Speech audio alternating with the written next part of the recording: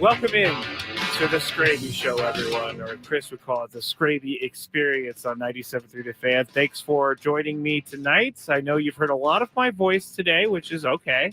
I am in a good mood, and I'm ready to keep talking about sports, talk about the Padres. We're going to talk about the different farm systems around baseball and which team has the best farm system. We're going to talk about the NFL playoffs. I have to make an embarrassing admission about my list the other night, and we'll get to all of that a little later. You can join me on YouTube, 97.3 The Fan. Search that in YouTube. You can go to our X page as well. It's broadcasting live there, and Facebook. You can go and watch the Skraby Show there. I wanted to start real quick by talking about Torrey Pines, because we started the Gwyn and Chris, or Sammy and Skraby Show, with Torrey Pines, and I was able to play it yesterday, and I was able to play it with Ben Higgins, and it was amazing that I actually played well in front of Ben Higgins, because usually whenever I say I play well or I do play well, it's like with no one that can verify it. But Ben did verify it, and it was a good day yesterday. I will say, though, these pros, I have no idea how they do it, and I was, pretty surprised at myself yesterday for some of the shots that I had.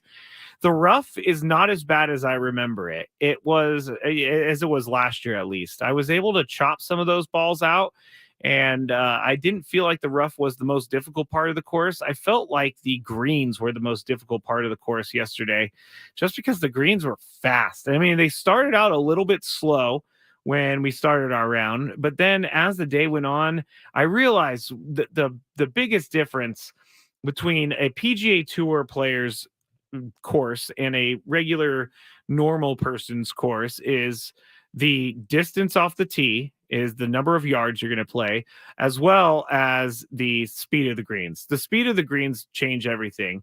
And it was very difficult for me to be able to, chip on and keep it anywhere near the hole, because they had all the Sunday pin locations. So I was in golf heaven yesterday. I'll just say it. I was in golf heaven. Picks or it didn't happen, Anthony said. I don't actually have any picks of the golf, but we do have Ben Higgins on the morning show saying that I played pretty well. So I'm going to take that as my proof to everyone. Thanks for everybody who's joining me in the YouTube right now. See it populating. What's up, Eric? What's up, El Nava? Thanks everybody for joining me. C20 as well. If anyone has any golf questions, I'm now a professional and you can ask me. No, I'm just kidding. I'm not a professional, not even close to being a professional. I'm Matt Skraby, and tonight let's get into the top stories of the day. And the first top story of the day is going to be what happened at Alabama today. Kalen DeBoer, he was hired by the Alabama Crimson Tide. He's the former Washington coach, and he was just the Washington coach in the national championship. But he has been poached, and he is now heading to Tuscaloosa, and he's going to be the head coach of Alabama. Now, he was just at Fresno State just a few years ago, and so his background and what he has been known to do as a coach is pretty good. Overall, his teams have gone 104-12 in his time as a head coach, period. He was the head coach at NAIA Sioux Falls from 2005 to 2009. He went 67-3 in the 5 years that he was there. He had 3 undefeated seasons. And with Washington, he went 25-3 in his 2 seasons with them. He went 12-6 under Fresno State in 2020 and 2021. This guy has a real he has a real track record of winning, and he seems like he gets it. It seems like all the players that he brings in love to play for him. And so I think this is going to work out. Now, I don't know that if he had any idea that he would be moving to Alabama here during the national championship. I don't know how long this Nick Saban thing has been going on, whether or not he wants to retire, or how long the school has known about it. But I got to think something like that big of news is hard to keep under wraps. And even if you tell minimal people, somehow, some way, it might get out there. And so I believe that this was a spur of the moment type thing. And so Kalen DeBoer, the head coach of Washington, is going to go to Alabama. And as I said on Gwyn and Chris, I think if Alabama comes calling for you to be their head coach of their program, I think I'm going to go take that. And I think the students and the athletes are going to understand that at Washington. This is like the holy grail, one of the holy grails of college football coaching. And he's going to get all the support he needs at Alabama. And he does have some big shoes to fill with Nick Saban going. I mean, 7 national championships in his career. It's not an easy thing to do to follow up a legend like Nick Saban was. But we'll see what he does next year. We'll see how Alabama looks next year. Now, the second news story of the day is going to be Patriots hiring Gerard Mayo to replace Bill Belichick as head coach. I missed yesterday because I was golfing, and so I wasn't on X or Facebook or any of those apps as much. So I didn't see much of the Bill Belichick reaction. But apparently Gerard Mayo had this in his contract to be the successor to Bill Belichick, and his time with the New England Patriots Belichick's is over, and Gerard Mayo is just beginning. I guess it's a kind of a similar situation to DeBoer as well, because you're coming in and you're replacing a legend. And it's like I just said, it's really difficult to replace a legend. Fans do not want you to replace legends. Fans do not want the legends to go anywhere. But Bill Belichick is, and Gerard Mayo, who's been on his staff for a little while, is going to take over. And, that makes sense that they would have a coach ready to go once Bill Belichick stepped down. We started getting the rumors in, I think it was around week 10 when the Patriots went to, I think it was Germany, and they ended up losing in Germany. And there were reports saying that Bill Belichick was going to be out of the Patriots at the end of the year, or possibly even after week 10. Of course, that didn't happen. He was able to coach out the rest of the season. But this has been brewing for a little bit. So I think that the Patriots, obviously, they know what they're doing. They have good ownership, and they have a track record of winning. It just doesn't happen in the last couple of years. And speaking of like people who have to replace legends, I mean, Mac Jones had to replace Tom Brady, which is not easy at all. I mean, there were a couple other quarterbacks, that have played for the Patriots, but replacing Tom Brady is not an easy thing whatsoever. Now, the third news story of the day, and let me tell you, it is a slow sports news day. I have been trying to find some news all day, and I haven't really found a good third one. But what I will say is, I'm going to go with the Juan Soto story of him making 1 year, or he agreed to his contract with the Yankees for 1 year, $31 million. And I guess this it's not a huge deal. It's not a surprise or anything like that, but that is what Juan Soto did agree to, $31 million. And that's what the Padres are saving. And it's just kind of a little nuts to me that halfway through the year, I don't think that anyone thought Juan Soto would be a Yankee at the start of 2024, but the further we get away from the Juan Soto deal, and the further we get away from all of the information that surrounded that, I think the Padres made the right choice. They're just not set up right now to be able to field a full team that has good major leaguers on it, and they got a bunch of guys in return for Juan Soto. So I think that was the right move.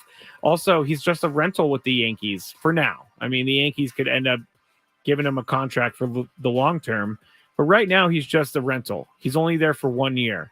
So it's a World Series or bust, as it always is in New York with the Yankees. But at the same time, it's a Juan Soto on your team or bust, because you got to take advantage of it. Like the Padres, we talked about it. We talked about it when they first got him, or actually at the end of the season, we talked about how it was 3 bites at the apple. The first one came when they went to the NLCS. Everybody was really pumped up. 3 bites of the playoff apple, I should say, postseason apple. They went to the NLCS. We all know the Phillies won, but they ended up making for a pretty memorable postseason run there. And then his sorry, I just got distracted. This is why I can't watch the TV and do the show at the same time. I wasn't actually watching the TV and doing the show at the same time, but I saw something funny and then it distracted me like a goldfish. I'm sorry about that. I'm going to focus on the show now. But his second bite of the apple, they missed the playoffs. So the second bite of the apple was more disappointing than the first, and we didn't even get a third bite of the apple. That's the most disappointing part, I think, is that there was never really an opportunity to see it through. And even though the Padres made the right decision, it just is it's a tough decision to make because of what he brings to your team. And I know that some Padres fans were angered by it, and I know that some Padres fans were happy by it. But Juan Soto is just he's never been cheap around baseball. So I mean, he turned down a reported over $500 million contract with the Nationals before, and if you can turn down that, you can turn down anything. So that is story number 3 for the day.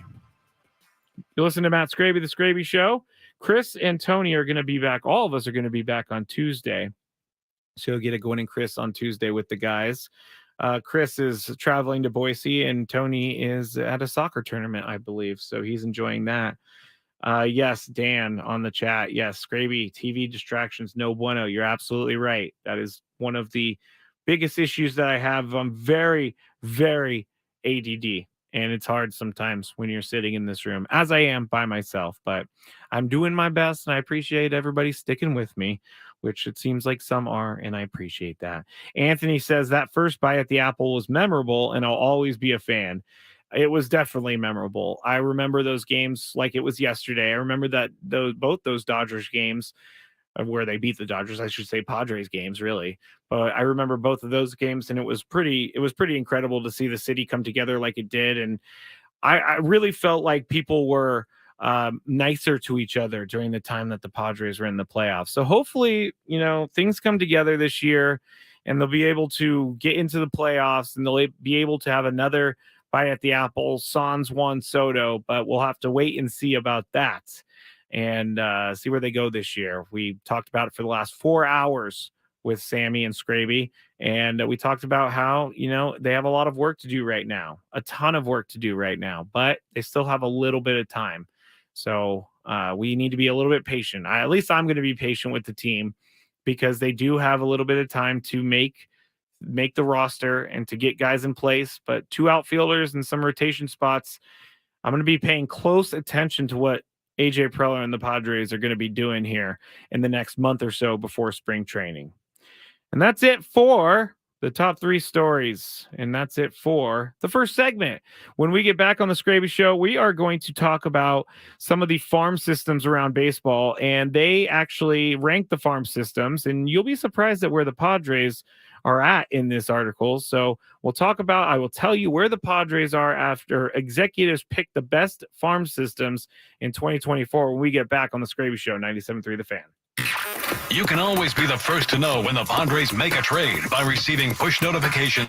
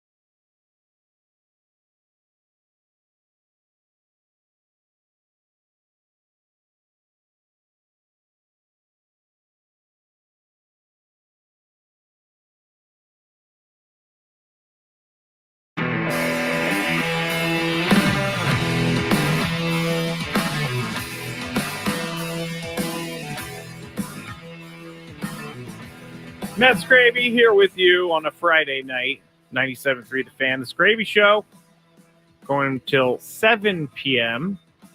Man, I haven't done this much sports talk in a long time, and I'm loving it. I'm wired. People are asking me if I'm tired yet. I'm not going to get tired. Like, literally, this is what I've been wanting to do my entire life. So I'm going to do it, and I'm going to do it with a smile on my face. People who won't have a smile on their face tomorrow will be the fans at the Chiefs game. I got to talk about this weather real quick because I think everybody knows already that I'm very interested in these weather games that are happening in the NFL over the weekend, the Super Wild Card Weekend playoffs. And the Chiefs and the Dolphins are going to be playing tomorrow night. And the Chiefs and the Dolphins are going to be probably facing the coldest conditions ever for an NFL game. Now, I'm honestly thinking at some point you have to maybe postpone the game because, it's not worth dying over. But the National Weather Service says that all fans of the Chiefs-Dolphins game have to cover all extremities, including your head and face. It's going to be extremely dangerous, quote unquote, extremely dangerous, the National Weather Service says, and there will be a wind chill of negative 30 degrees. Negative 30 degrees. Now, I told the story the other day of me going to Minnesota for the Super Bowl and it being about 4 degrees every day with a wind chill of minus 20. And honestly, if you've never been in that weather, you have zero idea what it's like. You may have an idea, okay, I'm going to be cold.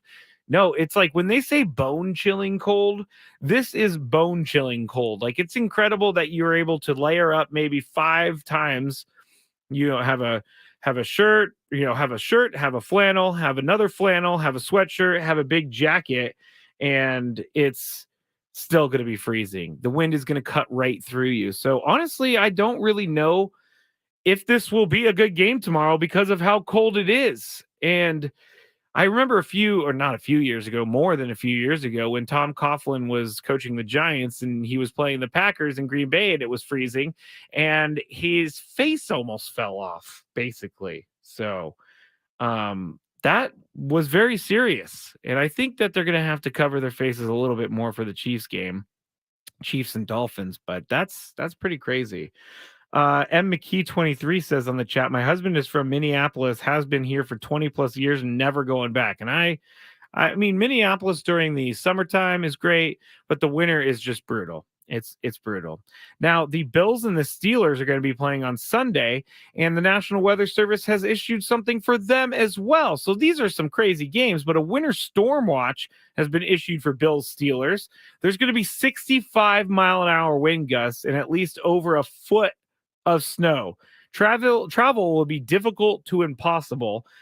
I know you can't really move playoff games, but at the same time, these two situations seem like they warrant possibly moving the game or at least playing without fans. But over a foot of snow in Buffalo and 65-mile-an-hour wind gusts scheduled for that game on Sunday. That is crazy. I can't even imagine playing in that. C20 on the chat says snow games are fire on TV. They are on TV. Oh, I get it. There was a joke there. Snow games are fire, ... on TV.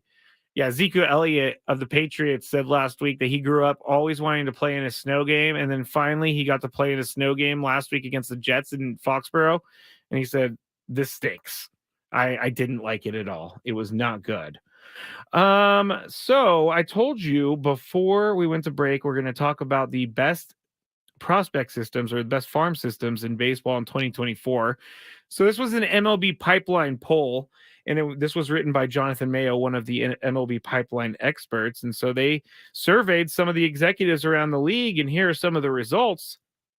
When asked to vote on the best farm system in baseball, the Orioles clock in at number one with 79% of executives thinking they have the best farm system. So watch out for the Orioles with 79%. The second place team, the Dodgers, but only 4% of executives thought they had the best farm system.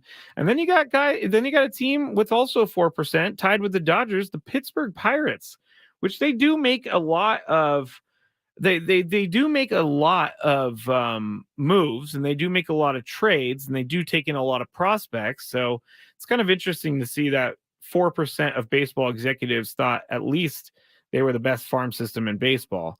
Because, that tells me a lot that you're not voting for the Orioles when everybody else is voting for the Orioles. But I mean, the Orioles, what they did last year was just the beginning, I believe. They have Adley Rutschman, they have Gunnar Henderson, they have a bunch of other guys.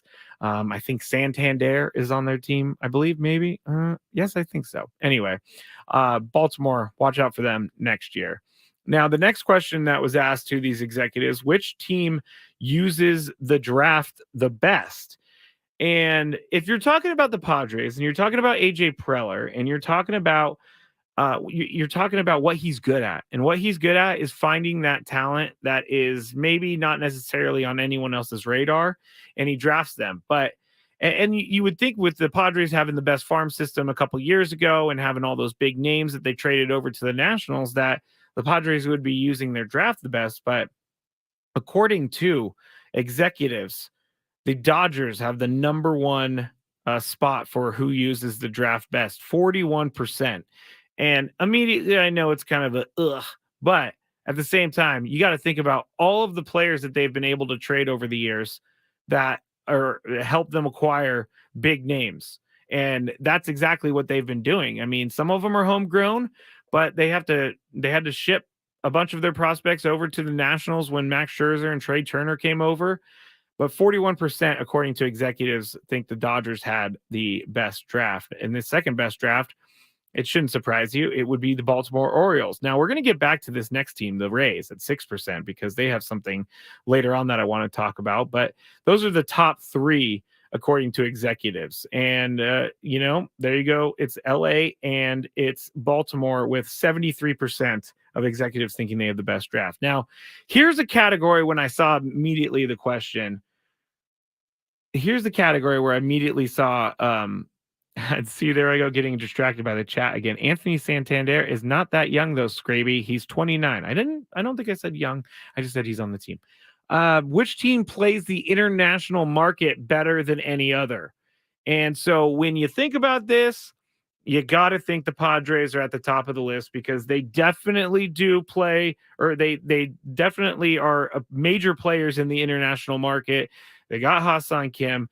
They have Go now, who came over. We got Matsui here on the team. You got other guys in the past, but executives voted the Padres tied for second around baseball, with 16% of executives thinking they use the international market the best. How could I forget? They also got Ethan Salas. That should carry the weight of three players in itself, with what he's been doing and the type of hype that he has, that he is actually living up to so far. And I think will continue to live up to it. Sorry, I'm trying to talk too fast here. I need to slow it down a little bit. But executives said the Yankees use the international market the best at 21%, and I can see that. The Brewers 16, Padres 16, 12% for the Dodgers. It's really annoying that they're up there and so much in these polls. The Rays 12%, Astros 7%, and then others 16%.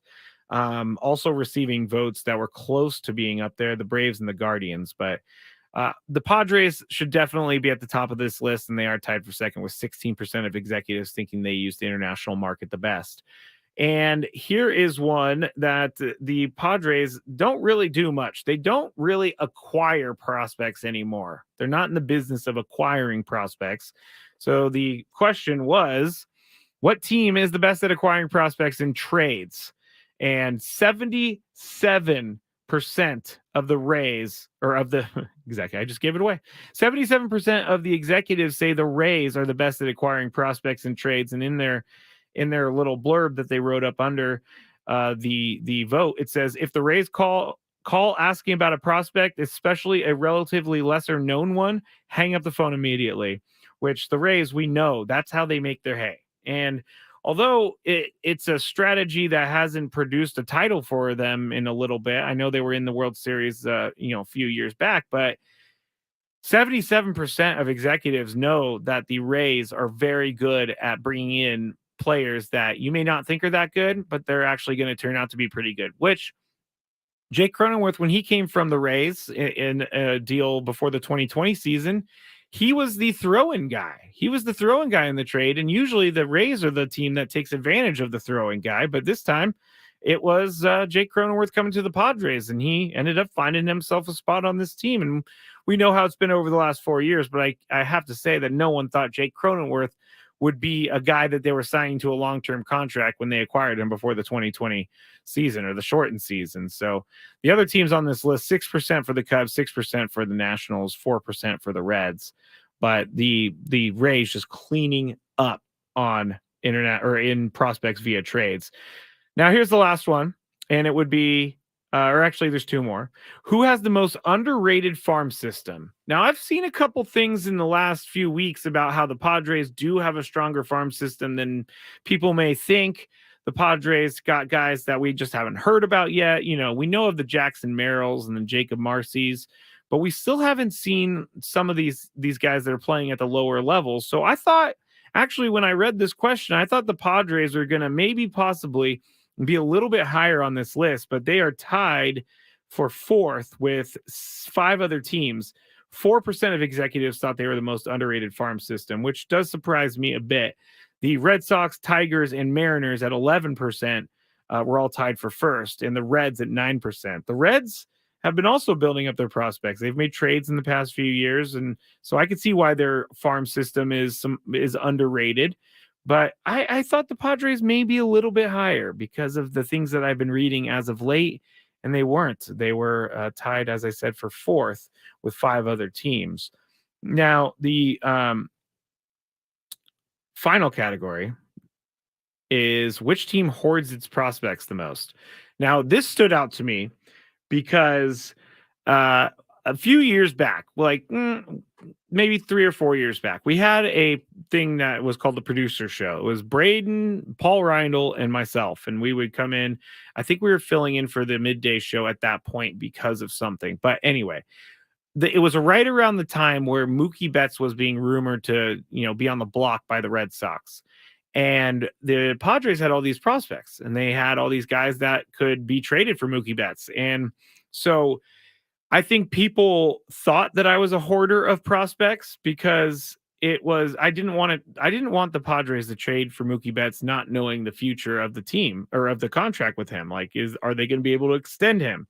How long are they going to have Mookie Betts in return for these prospects? And so I thought, maybe the Padres could be on this list a little bit, but they have dealt a lot of prospects as of late. The Padres are not on this list. 27% of executives say the Orioles hoard their prospects the most, which is probably annoying to some of these other executives trying to steal them off of them. But 23% say the Guardians were a team that hoards its prospects the most. I know I just threw a ton of numbers, but I was just trying to go through and see where the Padres are at in the minds of different executives around baseball. And it doesn't really seem at the moment with these results that the Padres are a team that executives are thinking about right now. But there was a sub question: which team is best at uncovering and developing sleeper prospects? The Padres did make that list at 4%. And they were 1, 2, 3, 4, 5, 6. They were 7th. Dodgers, again, 28%. But it goes to say, like, how I can't believe I'm going to say this, but it goes to say how well the Dodgers are set up right now. And they do a good job with the players that they are drafting, with the players that they're receiving in trades, and with some of the prospects. They're good at developing them. That's one of the criticisms I've seen about AJ Preller and the Padres over the past few years is that they're not good at developing players. And if you're not good at developing players, then having these prospects is not really that valuable to you, because if you're not able to develop your player into a great player, then you're just going to get a mediocre player. And so if I think one thing that the front office could improve on over the next few years with the Padres is for them to maybe make more of an effort to be a team that people think about development. And Ruben Niebla is definitely going to be developing some of these pitchers, and I think we all feel very comfortable with him developing the players that were traded back for Juan Soto. But I think the hitters, they need more development of hitters within the organization. And right now, they're not known for that. And they're more known for spotting talent and getting talent, but maybe not maximizing that talent. And so I hope that changes over the next few years. And I really, I'm hoping that the Padres are able to figure out how to get this roster filled without having to trade more prospects or trade Hassan Kim, which I don't think is going to happen, and I don't want to happen, but you never know with baseball, and you never know when you're kind of not desperate. I can't say desperate, but when you're in a place where you're looking at holes on your board, you might think, okay, maybe this is the only way we can fix this, but I don't think that's going to happen. I think that the Padres are going to figure it out here over the next month to 5 weeks or so, and they're going to be able to field the best team that they got. We can't judge this thing until opening day. And hopefully on opening day, I'm not saying the same thing. We can't judge this thing until a month in. We can't judge this until 2 months in. I believe that the Padres are going to make it work somehow. AJ Preller is creative enough, he's driven enough, and we've seen him make deals before. Even if the deals didn't work out, we've seen deals be made. And so I believe they're going to bring in some more players very, very soon.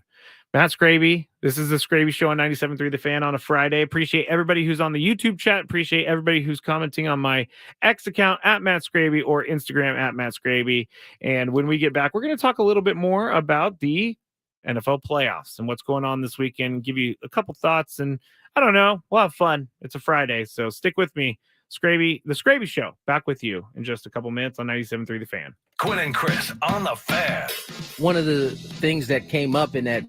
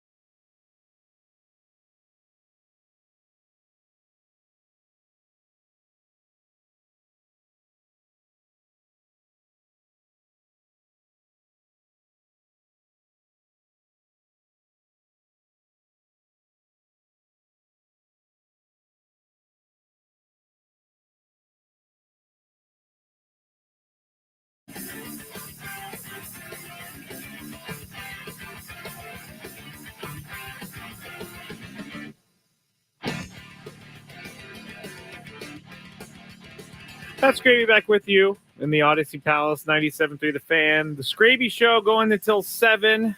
And we have a lot to talk about here in this last segment. The last final live weekday segment of the week here on 97.3 The Fan. And I wanted to I wanted to read this chat real quick before we moved into the NFL. We also have our daily gripe at the end, and boy, do I have a good one today. And I think people are going to identify with that. But here's the chat. It says, it's from Austin. It says, I don't doubt the Padres are good at discovering hidden talent or releasing talent, but the second they have a glimmer of being a big deal, they are traded away. I found this comment interesting for a few reasons. And thank you, Austin, for writing in and watching. But I found it interesting for a few reasons because it's true and it's not. I mean, it's true, but at the same time, it's like when you have a prospect, sometimes the best way to maximize that prospect's value is to trade them. So if the Padres find a guy, I think, let's say like James Wood, I believe is his name. I hope it's his name. I'm pretty sure it's his name. James Wood was traded in with the Juan Soto deal from the Nationals to the Padres. He was able to go, and I know that a lot of people were talking about him coming into. A lot of people were starting to chat about him. It wasn't like he was the talk of the town, but as the minor league season and spring training went forward, he was definitely the talk of different baseball executives and different baseball experts because he was really good.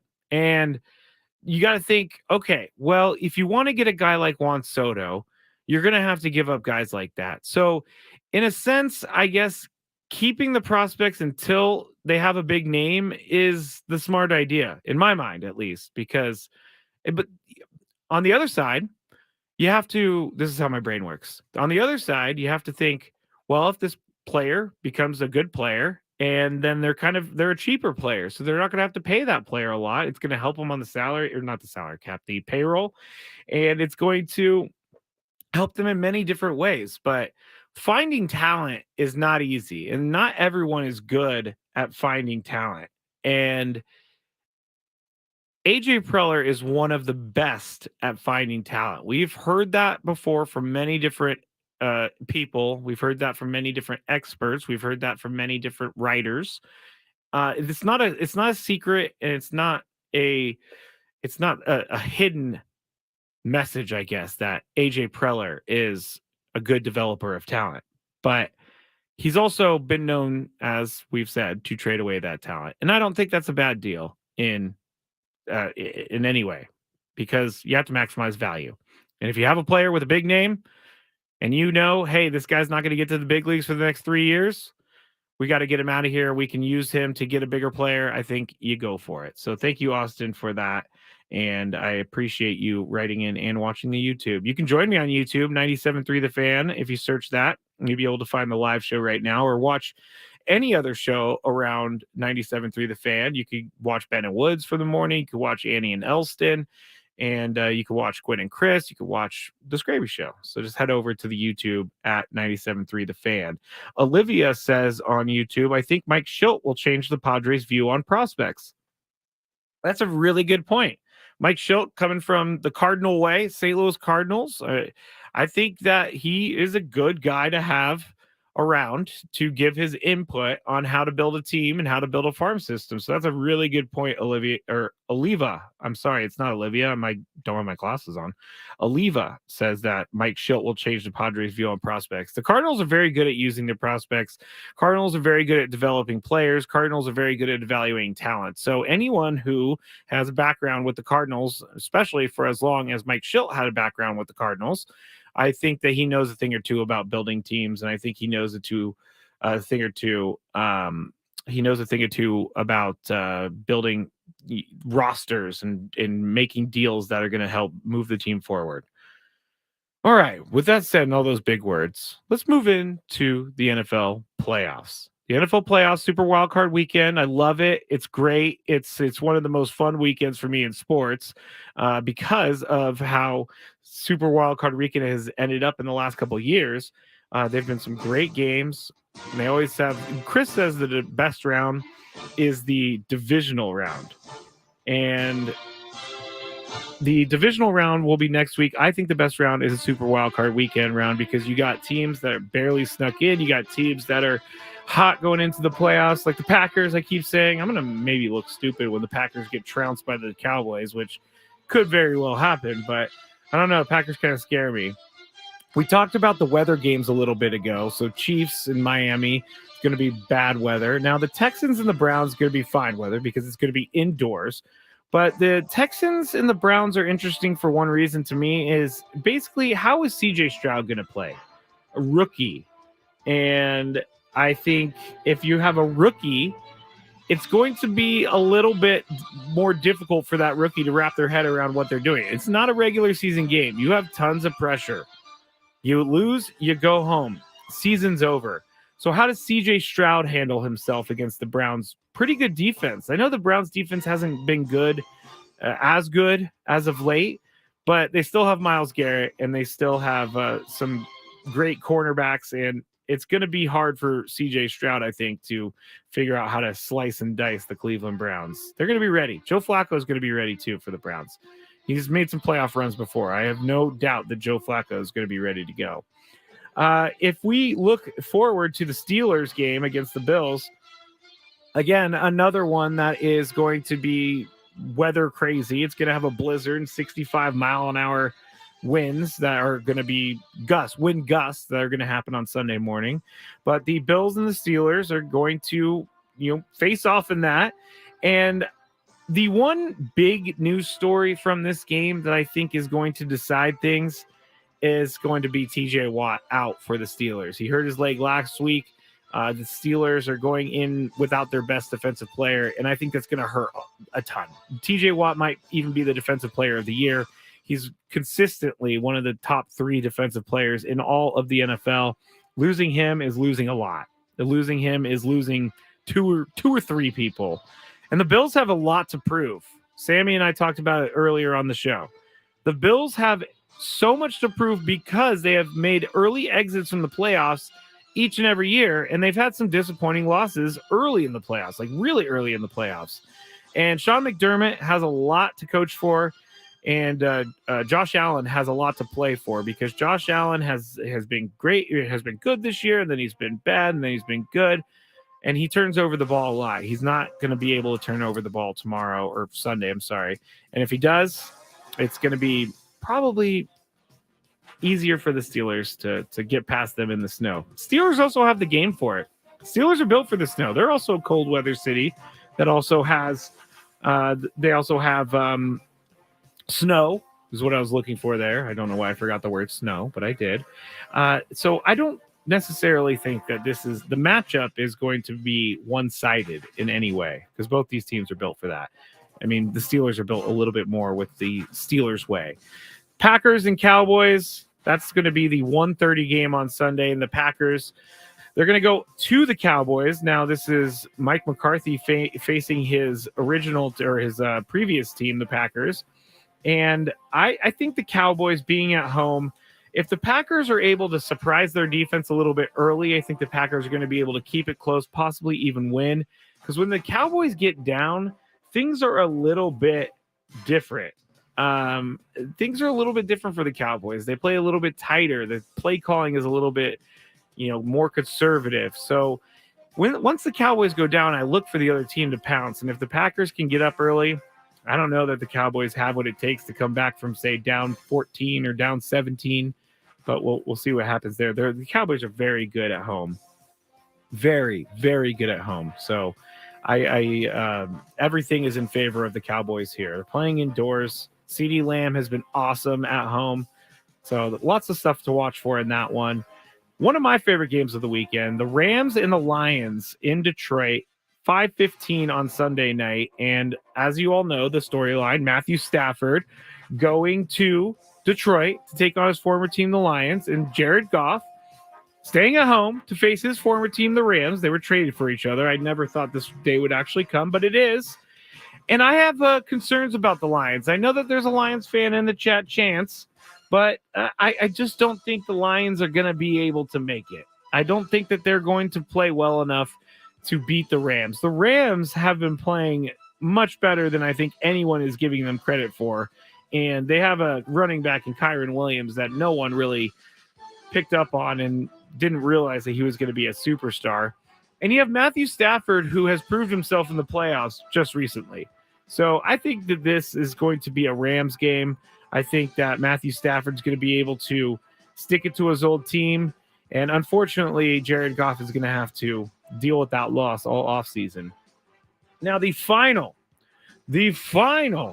game of the weekend, the Eagles at the Tampa Bay Buccaneers. This is not a very good game. Here's the quote in this article I'm reading. If I had to rank all 6 wildcard games based on watchability, I'm not even sure I'd put this one on the list. And the reason we're saying that, the Eagles are struggling big time, 1-5 in their last 6. The Bucs, they didn't even score a touchdown against in the last couple weeks. They have not been very good on offense, even though they were at times good at offense this year. The Bucs are at home, so that gives them a little bit of an advantage, I guess. But the Eagles just have not been playing well, and Jalen Hurts has a hurt finger. You heard Sammy Lev say earlier that Jalen Hurts hasn't even thrown a football since he hurt that finger, but I think this game is going to be a low-scoring game. I mean, I don't know that they're going to score 30 points each. The over-under is 44.5, and I definitely think that's a little too high, honestly. 44.5 for these teams.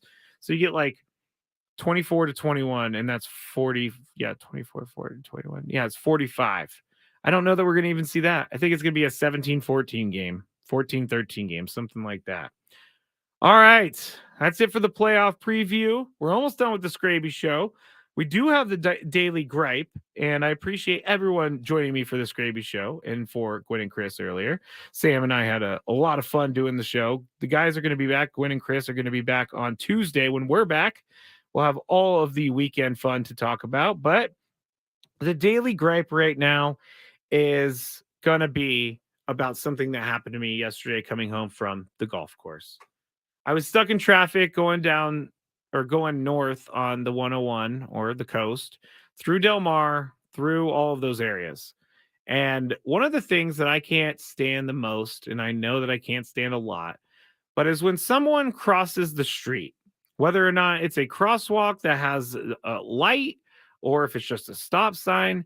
But when you take your sweet time and when you do everything in your power to walk slower than anyone's ever walked before across the crosswalk, it makes me very angry. Now, if you're an older person and or if you have a cane or if you are on crutches, I totally understand. I'm talking about the people who are just fine walking, but they are walking slower than anyone that you've ever seen. And yesterday, I needed to get out of the intersection before I hit the red light, which means that I was going to be backed up. It was probably going to be another 10 to 15 minutes. And I didn't want to drive through the crosswalk because you're not supposed to drive through the crosswalk when someone is in the crosswalk, even if they're very far across the street. So I was obeying the rules and the law. And this person took, I'm not kidding, 30, 40 seconds to get across the street when it was maybe a 10 to 15 second walk. And they knew what they were doing. I was waiting for them for a reason. And so my daily gripe today is those people who walk slowly across the street. Like, everybody's on their time. All right, I'm off my soapbox because now the end music is playing. I appreciate, again, everyone who listened to the Skraby Show this week. First week of the Skraby Show. Thank you to everyone on the chat and on YouTube, and thanks to everyone who tuned in at Gwen and Chris earlier today. If you want to hear anything from the show earlier, you can go to our website, 973thefansd.com. Go to the Gwen and Chris podcast or go to the Skraby Show podcast. You can also go to the Odyssey app, type in Gwen and Chris or the Skraby Show, and you will find everything that you need for that. You can also find things from Ben Woods and Annie and Elston as well. So we have everything in many different places for you. YouTube, Odyssey app. If you type in the name of a show into Apple Podcasts, you'll get that as well. So make sure you're checking in on us every once in a while, more than every once in a while, and you're checking in on the Skraby Show. Hopefully everybody has a good weekend. I will see you on Tuesday. Thanks for listening. Be safe, everyone. NFL Super Wildcard Weekend kicks off with a Saturday doubleheader. C.J. Stroud and the Texans host Joe Flacco and the Browns beginning at 1 p.m., followed by Patrick Mahomes and the Chiefs hosting the Dolphins at 5. The NFL plays here on 97.3 The Fan. I'm Joe Ostrowski here to help you beat the books with BetQL. Life after game has been rough in Portland. The Trailblazers have the second worst record in the West at 10-27. Tonight, they face the top team in the West, the T-Wolves, as 14.5-point road dogs. But the BetQL model is buying low on Portland. They have the Blazers plus 14.5